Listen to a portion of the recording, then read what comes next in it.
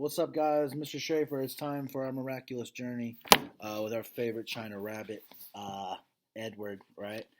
So let's flip back. I'm telling you, last thing I read is he wished that he could cry. I see the dog crying. Oh yeah. All right, right. They're riding in the train car, right, or a rail car. It's like an empty, like train, right? And he's been traveling the world now. Or traveling the country around with Bull and Lucy and meeting all the other hobos and tramps and basically it's homeless people or traveling people that walk around finding homes and finding places to live and he's been traveling with them, right, like a true outlaw, away from everybody. And he's been traveling everywhere. He's been talking to all these different people and really listening to them, right, and like his new thing, right, is all about him really loving to listen to people and really listen to their stories um, and actually these people like to talk to him too, right? If you noticed, he gets a lot of positive responses. But the last thing happened, that door flung open and boom, a swift kick right by that guy that's trying to kick him out. I think it's like a cop or something maybe, or security guard, or something from the train or something, but booted him right off of the train, and he landed there. Couldn't hear the train anymore. Couldn't hear anybody. He said his heart was calling out Bull and Lucy, but yet again he's ripped away from his family or his people that he's with. So here's chapter 15. We got a bird here. Let's see what happens. So I'm picturing him like just laying in a field somewhere, right? I mean, that's the last time we saw him. So, quick drink. Go Bills. Here we go, Edward time. In the morning, the sun rose and the cricket's song gave way to a bird song, and an old woman came walking down the dirt road and tripped right over Edward. "Mm," she said. She pushed at Edward with her fishing pole. "Looks like a rabbit," she said. She put down her basket and bit and stared at Edward. "Only it ain't real." She stood back up. "Hmm," she said again. She rubbed her back.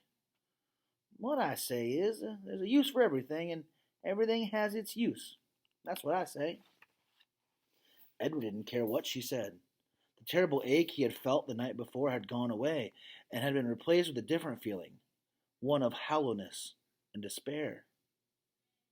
So he's like really sad. He's like almost given up. He feels empty.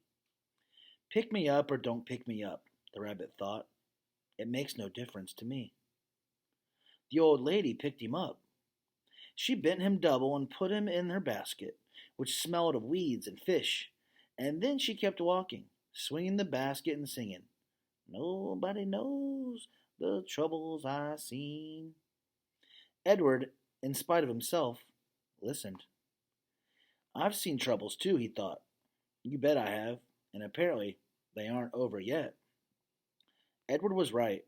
His troubles were not over. The old woman found a use for him. She hung him from a pole in her vegetable garden. She nailed his velvet ears to the wooden pole and spread his arms out as if they were flying, and attached his paws to the pole by wrapping pieces of wire around them. In addition to Edward, pie tins hung from the pole. They clinked and clanked and shone in the morning sun. "Ain't a doubt in my mind that you have to scare them off," the old lady said. Scare who off? Edward wondered. Birds, he soon discovered. Crows. They came flying at him, calling and screeching, wheeling over his head, diving at his ears. "Go on, Clyde," said the woman. She clapped her hands. "You gotta act ferocious." Clyde? Edward felt a weariness so intense wash over them that he thought he might actually be able to sigh out loud. Would the world never tire of calling him by the wrong name? The old woman clapped her hands again. "Get to work, Clyde," she said. "Scare them birds off." And then when she walked away from him, out of the garden and toward her small house. There he is. He's a scarecrow, right? The birds were insistent. They flew around his head. They tugged at the loose threads in his sweater. One large crow in particular would not leave the rabbit alone. He perched on the pole and screamed a dark message in Edward's left ear. Caw, caw, caw, without ceasing. As the sun rose higher and shone meaner and brighter, Edward became somewhat dazed. He mistook a large crow for Pellegrina. Go ahead, he thought. Turn me into a warthog if you want. I don't care. I am done with caring. Caw, caw, said the Pellegrina crow. Finally, the sun set and the birds flew away. Edward hung by his velvet ears and looked up at the night sky. He saw the stars. But for the first time in his life, he looked at them and felt no comfort. Instead, he felt mocked. You're down there alone, the stars seemed to say to him, and we are up here, in our constellations, together. I have been loved, Edward told the stars. So, said the stars, what difference does that make when you're all alone now? Edward could think of no answer to that question. Eventually the sky lightened and the stars disappeared one by one. The birds returned and the old woman came back to the garden. She brought a boy with her.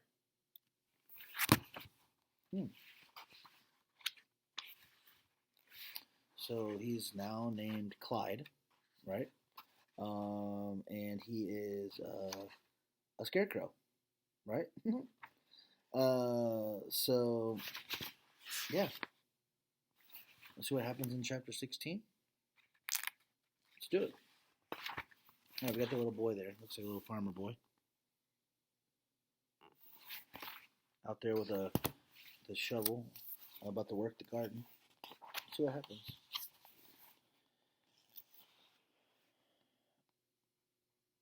Bryce, said the old woman, get away from that rabbit. I ain't paying you to stand and stare. Yes, ma'am, said Bryce. He wiped his nose with the back of his hand and continued to look up at Edward. The boy's eyes were brown with flecks of gold shining in them. Hey, he whispered to Edward. A crow settled on Edward's head, and the boy flapped his arms and shouted, Go on, get! And the bird spread his wings and flew away. Bryce! Shouted the old woman. Ma'am? Said Bryce. Get away from that rabbit and do your work. I ain't going to say it again. Yes'm, said Bryce. He wiped his hand across his nose. I'll be back to get you, he said to Edward. The rabbit spent the day hanging by his ears, baking in the hot sun and watching the old woman and Bryce weed and hoe the garden. Whenever the woman wasn't looking, Bryce raised his hand and waved. The birds circled over Edward's head, laughing at him.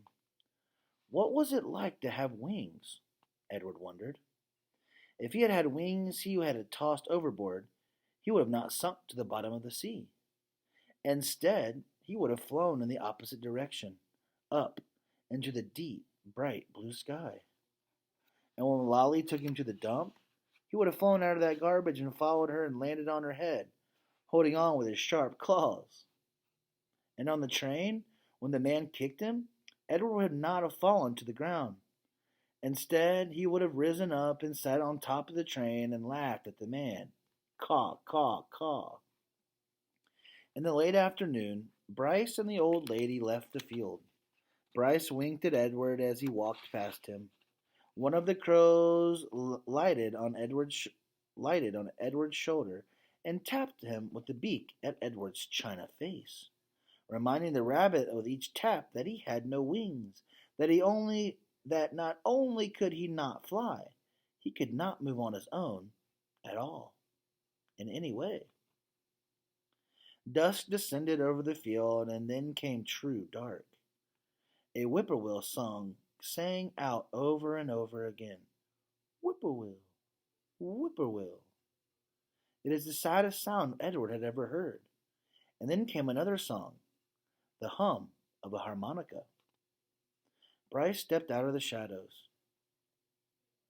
Hey, he said to Edward. He wiped his nose with the back of his hand and then played another bit of the song on the harmonica. I bet you didn't think I'd come back, but here I am. I come to save you. Too late, thought Edward, as Bryce climbed the pole and worked at wires that were tied around his wrists. I am nothing but a hollow rabbit. Too late, thought Edward, as Bryce pulled the nails out of his ears. I am only a doll made of china. But when was the last nail was out and he fell forward into Bryce's arms? The rabbit felt a rush of relief, and the feeling of relief was followed by one of joy. Perhaps, he thought, it's not too late, after all, for me to be saved. All right, so we got another journey I feel like it's about to start, right?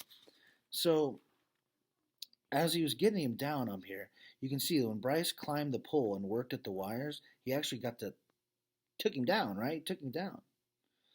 So, let me see. I'm gonna keep going back because this part really got me. He said he felt that relief, right, and followed by joy. So I felt like Edward now has another emotion of all this kind of bad stuff was happening, but he was happy with Nellie and Lawrence, and Roy loved him, and then he was happy and loved being with Bull, and now he's missing Abilene, and now it's almost like he said despair, right? That means to give up. So as he's laying on the ground there, and the old lady was like gonna pick him up, he's like, "Pick me up or don't, I don't care." So it's kind of like that thing, like where you get really hurt, you know what I mean, and you don't want to get hurt again, or if like some of the bad stuffs keep happening, and you keep getting ripped away, or you keep getting heartbroken. It's really hard for you to go back and like really want to try again or open up your heart again, right? So I feel like this little boy Bryce is gonna, I don't know, be his next little. As you can see, he saved him, right? He's no longer a scarecrow up there anymore. He's actually got him, right? Got him down. I gotta say something too. Why does this kid keep wiping his snotty nose, right? So he wiped his nose. It said like 4 times in the same chapter. So I think, and that's just something I do as a reader, right? As a good reader, is to think about the clues that the author gives us and the things that the author says and does is for a reason, right? Just like Edward keeps talking about the stars, right? He loves them and they comfort him, but now he said that the stars are actually kind of mocking him, is what he said. Looking at him saying, well, we're up here together and you're down there all alone again. So very interesting to me about all this as it's going down, okay? All right, guys, so that was 15 and 16. I hope you enjoyed them, and we'll be back again next time. Here's chapter 17. Looks like some kind of little shack or a little house, perhaps. Yeah, but I love that last line. Perhaps he thought, it's not too late, after all, for me to be saved. I think that's right. I think Edward still got a long journey to go. All right, I'll see you guys next time.